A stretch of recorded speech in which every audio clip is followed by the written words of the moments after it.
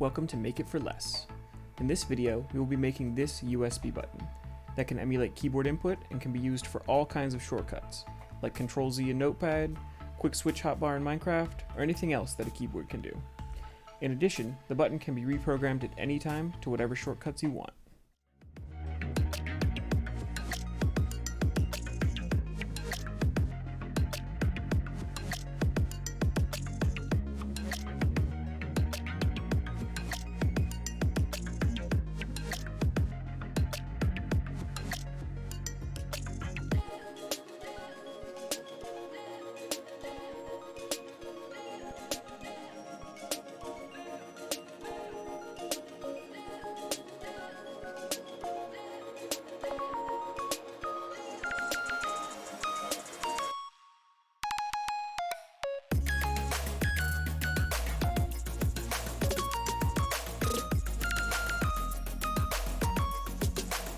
The purpose of this channel is to make it for less. So let's look at what we're going to need and how much the whole project will cost. To start, we have the heart of the project, which is an Arduino Pro Micro. While the real Pro Micro could set you back as much as $20, a knockoff can be purchased from Amazon for as low as $6. Warning, buy at your own risk. There is a reason that there is such a huge price difference. A genuine Pro Micro is better made and tested, so you can be sure it will work well and for a long time. The cheaper knockoffs can be less reliable, but are able to do everything a genuine Pro Micro can. The next piece we need is a button of some sort. The price on this is more or less up to you. Any sort of button that can close a circuit will work for this purpose. The button shown here cost me $1. The code I wrote supports up to 12 buttons, but obviously each button adds more cost, so we will stick with the cheapest option for now. Next, we have the wires that connect everything together. While wire is not free, this short length costs almost nothing, so I'll put it down as 5 cents. Finally, we have the casing, which is again really up to you. The project could be put inside of some sort of cardboard construction or made out of a solid gold. My case is a 3D printed model I created specifically for this project. It, along with the code that makes this box work, will be available in the GitHub repo in the description. 3D printing is again not free, but the plastic used cannot be worth more than $1 or $2.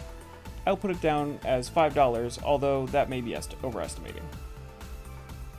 So, if we add up all of our prices, we see that this project is going to cost us a grand total of around $11.05. I'm going to round this up to $12 just to make it an even number.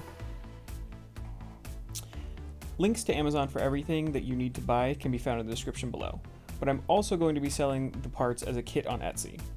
Things like the button and the Pro Micro are more expensive if you only want to buy one at a time, but ordering more than one can save you money. By buying the kit from my Etsy store, I can pass the saving of buying in bulk onto you. I also sell the fully assembled product if that's an interest to you. Assembly of the system is really simple, and anyone with a soldering iron and a little bit of knowledge should be able to do it. The first step is to strip the wires and then solder them onto the buttons. The color of the wires doesn't really matter, but I went with the black and red as they stand out. Next step after that is to strip the other ends of the wires and then solder them onto the board. For our single button design, one wire needs to go to ground and the other to pin 2 of the Arduino. It does not matter which goes to which, but I use black for ground. As an important note, if you are adding more than one button, then each button needs to connect a pin to ground. The easiest way to do this that I have found is to solder the ground wires all together and then connect them to one ground pin on the Arduino. Before we put the button in its case, it's a good idea to test it. I will do a walkthrough at the end of the video to go over the code. Once the testing is done, the project is basically finished. The final step is to hot glue the Pro Micro into the case. I designed the case for a slightly different Pro Micro, and so I need to bend these little tabs around the micro USB port so that it fits.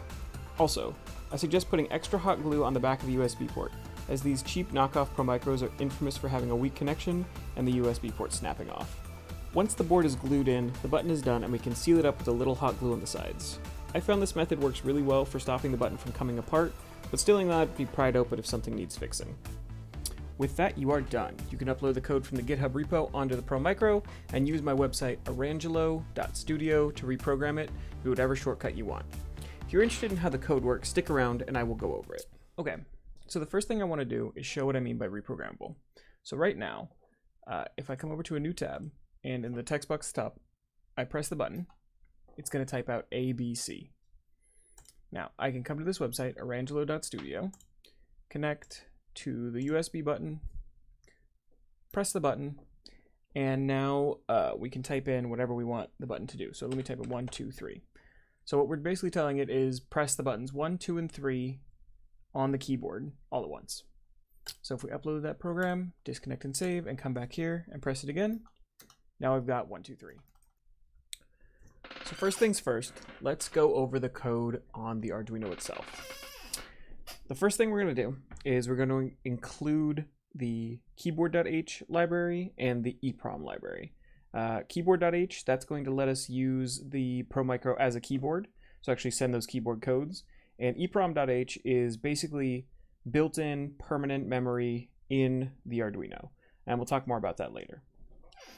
They're squiggled here, but they do work. It's just my ID isn't quite set up right.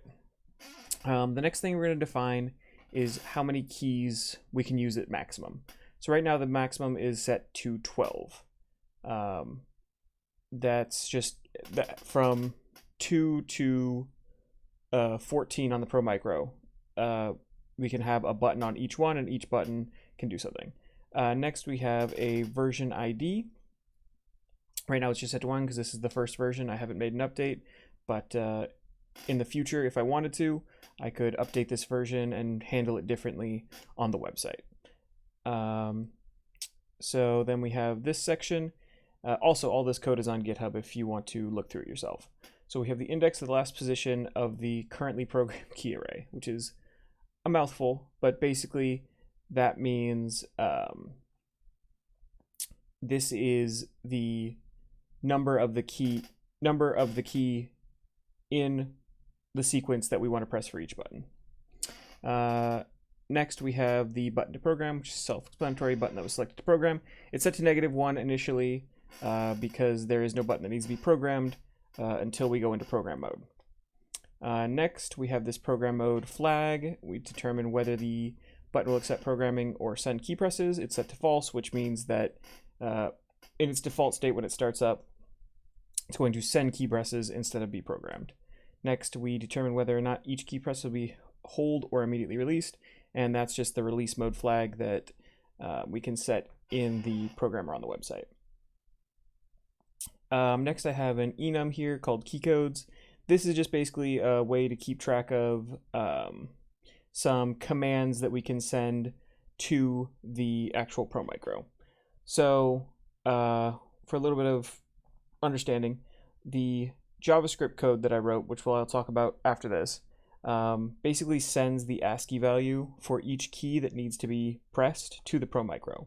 Now, ASCII values are all positive numbers, and so I just decided that negative values, starting at 10, can be used to basically send commands. So if we send a -10, it's going to change our program mode.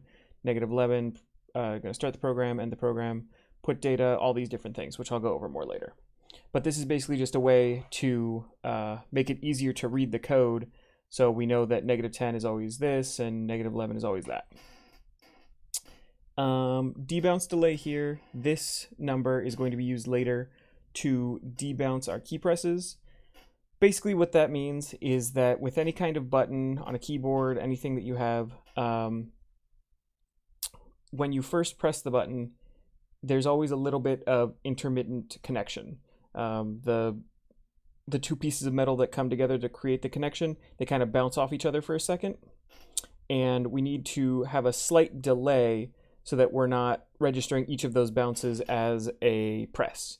We really only want to register the first one, and then after about 100 milliseconds, they'll even out and have a constant connection.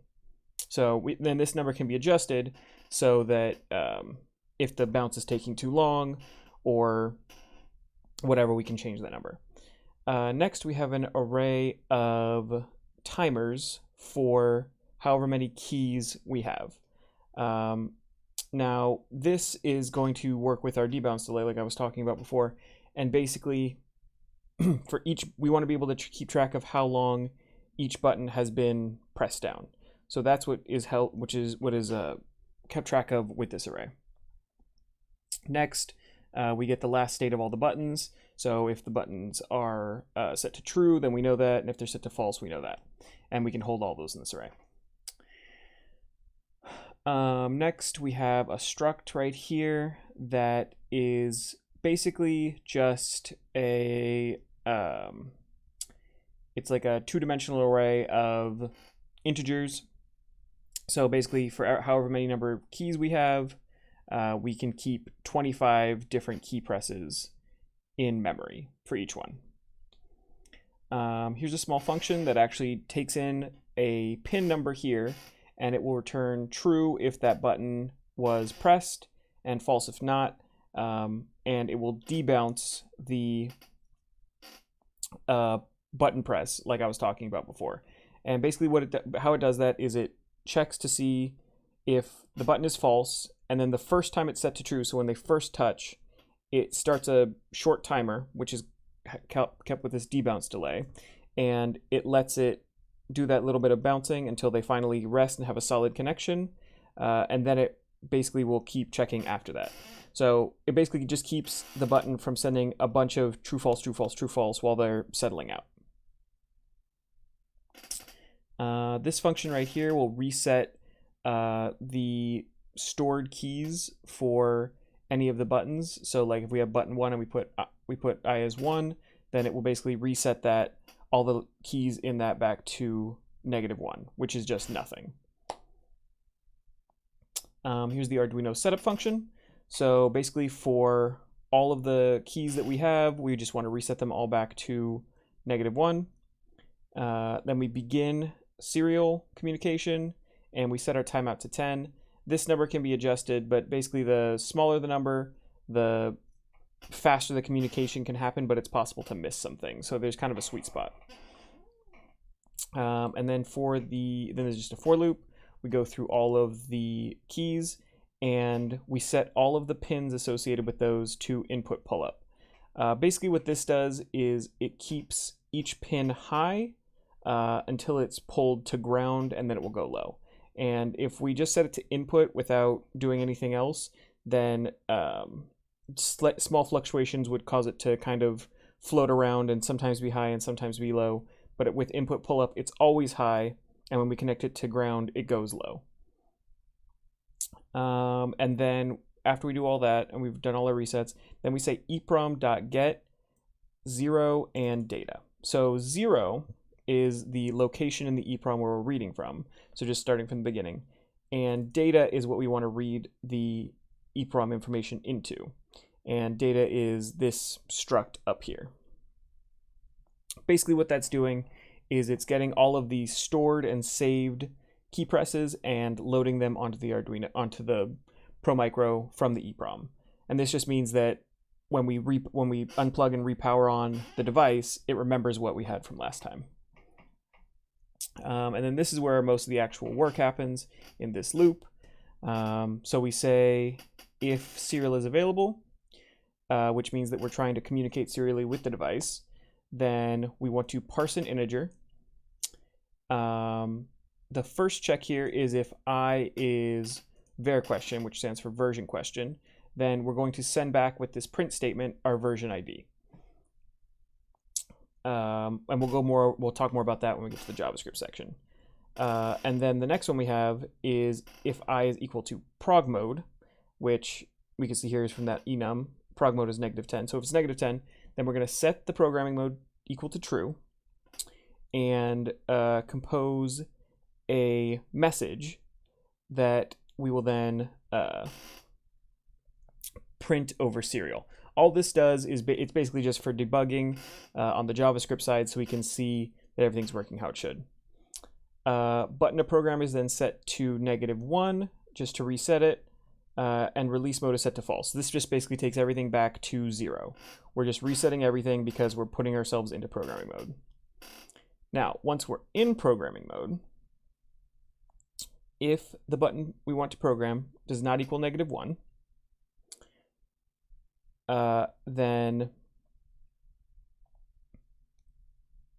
we want to switch on whatever the I that we got up here is. Now, in the case that it is program start, we want to reset keys for button to program. And that just basically means we're going to restart the programming for that. If the number is put data, then basically we're just doing the opposite of getting the data, which is we're actually putting the data into the EEPROM to read back later. And then we're resetting everything here. And if it's neither of those, then what we're doing is we're actually going to the last index for the keys, and we're setting it to whatever was sent over. If our button to program is not equal to -1, then we're going to put prog mode to false when we get this prog end. Now, if we are in prog mode, for int j equals 2, j is less than num keys plus 2. So basically, we're just looping through all of the keys, and this is the pin number, starting at 2 up to the number of keys plus 2. So then we check if the button is debounced, and the button to program plus 2 does not equal j, which basically means that we're pressing a new different key. Then we're going to set that button to be the one that needs to be programmed and reset everything else. And this serial.print is just for debugging. Now, if we're not in programming mode, which means we actually want to use the button to actually output the key presses, we check if the button's debounced. And then we check for, we basically loop through and do all of the different things. So if our data basically we loop through, and this is each key in the loop. So -100 means change release mode, -101 means release all, and -102 means delay. Here we and if it's none of those, then basically we just press the button. If our release mode is set to release after every key press, then we do that. If not, we don't. And then at the very end, once we've looped through all the keys, we do keyboard.releaseAll. And we set our release mode to false. So that's the Arduino program. I might not have explained it the best, but it does work, and it works reliably. And like I said, you can go over this code yourself. It'll be on GitHub. Okay, so now that we've talked about our Arduino program, we can talk about the actual website programming. There's not too much to the HTML. The most important thing is that we're importing this JavaScript here. And also the other important thing right here is this div. So basically this is the not supported. And what that means is that on web browsers that don't support the serial programming, which right now it's only Google Chrome and I think Microsoft Edge because it's based off of Google Chrome or Chromium. Those are the only ones that support it. So if you try to open this web page on Firefox or something, you should get a big red box that says we can't use it, which comes from this. And then the rest of this is just basically setting up buttons that are going to be hidden and unhidden by the JavaScript. So now if we look at the JavaScript, we start with a bunch of different variables. So we have a port, a reader, a writer, programming mode, keys, input, want program, wait for version ID, multiple OK, and save button. And we'll talk more about those later too. Also, this is based off of the Google example that you can find online. I'll put a link to in the description to that example. It's what I started based everything off of, and it's got a lot of really good helpful stuff in it. Next, we're going to have all of our buttons. Basically, we're just going through and grabbing all of the buttons from our actual index page. So, you know, button connect, program, all that stuff. It's going to come in right here. And then we're going to go here, and this is where we're going to add all of our listeners for clicking on those buttons. So that's all that's happening here. It's just adding a listener for each of them with the associated function. And then we also have the not supported, and right here is where we do that toggle. So if there is the word serial in Navigator, then hidden is false, otherwise it's true. This is called stupid keys because there are a series of keys like comma, period, slash, whatever, they're all commented here, that do not want to follow the ASCII standard. Most of the keys from most of the input from JavaScript follows ASCII, but these ones do not. I'm not really sure why. I'm sure there's a reason, But basically all that this does is it's a dictionary, so we can put in the stupid number that we get and get out the actual ASCII value on the other side. And we do that for all of these different keys. And then this one's called Special Dictionary.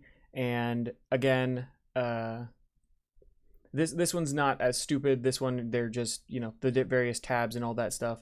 But the keyboard.h library needs different numbers than the ones we get from JavaScript. So this is just a dictionary to convert from what JavaScript gives us to what we actually need to use with the keyboard.h library. And, you know, it goes through all those all the way from F12 to F1 to F12. And then here, this, the intention of this is to convert non-ASCII characters into something that we can actually display. So if we have a negative 102, then that should actually put delay on the screen.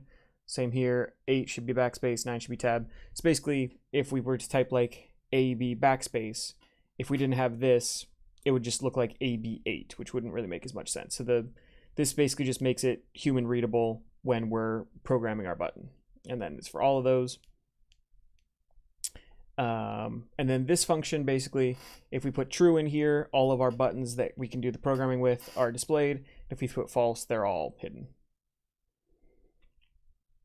Now, this part I don't fully understand. I can go over it a little bit, but this is something I pulled from the Google code. This basically does our actual serial connection. So we take our port and we request port from this navigator.serial, and then we wait for the port to open at a baud rate of 9600. And then we get a new text decoder and port.readable.pipe2. Like I said, I'm not really 100% sure, but basically what all of this does is it connects the Arduino to the JavaScript over serial so that we can send communication back and forth. And then it does a couple other things like changes it so that we can say, please press a button to program and all this other stuff. This function actually goes through and reads the data. So it's in it's a asynchronous function, which just means that it's going to run constantly in the background while true. So this just loops forever. We're going to get a value and a done from reader.read. And this catch function error bad disconnect, basically that just means if you unplug the device while you're still programming it, you'll get an error message, and that's what happens here. So if we're done, which is a command that you can send, then we say reader.release relic, which basically just frees up some resources from the reader. But if we're not doing any of this, then we log the value that we got from the reader.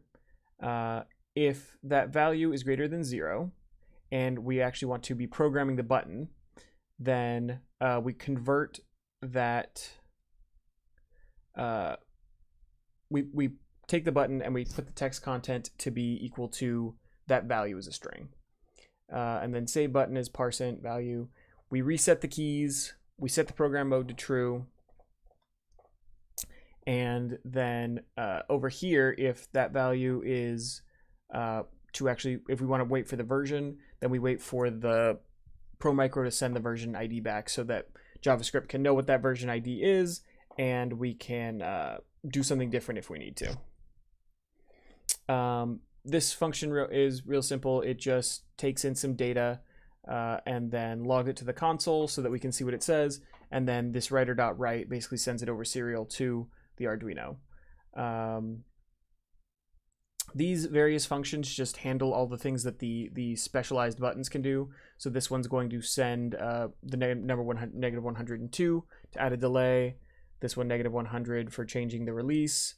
And we change this multiple OK to not multiple OK because we want to be able to know if we can double press keys, like when we did Apple, APPLE. If we don't change that, then we can only press the P once. And then this negative release all. And then this function right here will take in, so the reason we need this function is because when we're communicating over serial, the way that the JavaScript and the Arduino work together, you need to send each number in a number one at a time. So like 100, instead of just sending a 100, you have to send a 1 and then a 0 and then a 0. So what we're doing basically is checking if the data that we're trying to send is a number.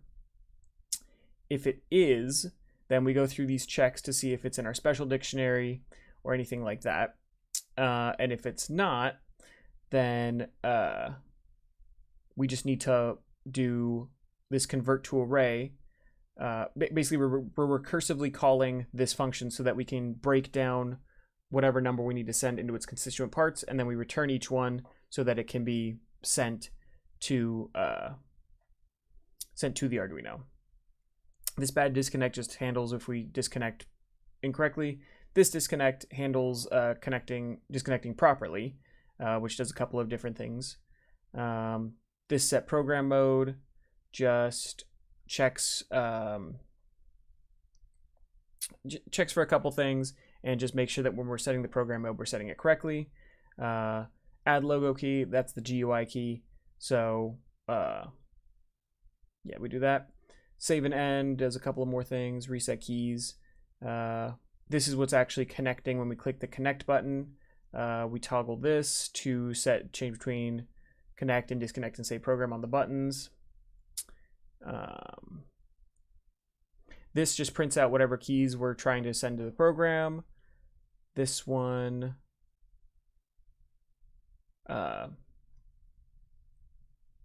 actually takes the key, it catches the key presses in JavaScript.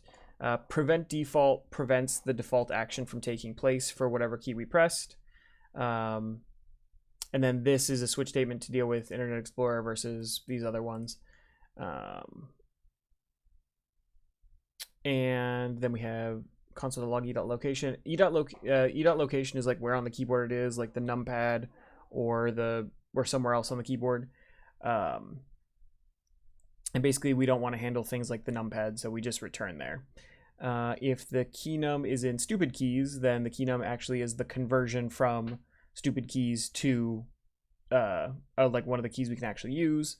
And then if we're at less than 25 and we can do multiple, or we don't have the key, then we send this. Otherwise, if our length gets too long, then we set our text content to you can only program 25 actions at a time. And this just keeps it from overflowing the memory on the Pro Micro. So that's all the code for both. I know I didn't explain it as well as maybe it could be, but I'm willing to answer questions if you need questions answered. Like I said, I'm going to put the GitHub repo in the description, and you can leave comments and questions there or in the comment section of this video, and I can respond. All right, well, thank you guys very much for watching this video. If you liked it, you can go ahead and give it a like, and I hope you have a great day.